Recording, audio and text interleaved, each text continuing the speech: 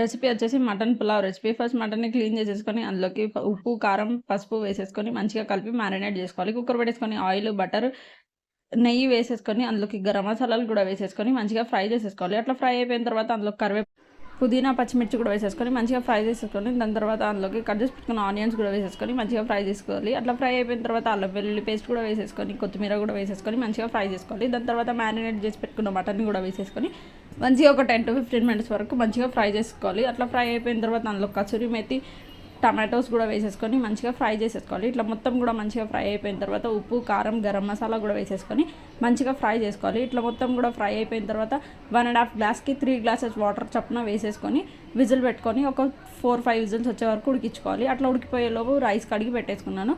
ఇప్పుడు దాని తర్వాత రైస్ ఇందులోకి వేసేసుకొని అందులో మళ్ళీ 1 glass వాటర్ వేసేసుకొని ఒక 2 విజిల్స్ వేసేసుకుంటే వేడి వేడి మటన్ పులావ్ రెడీ అయిపోతుంది. ఫుల్ వీడియో కావాలంటే మన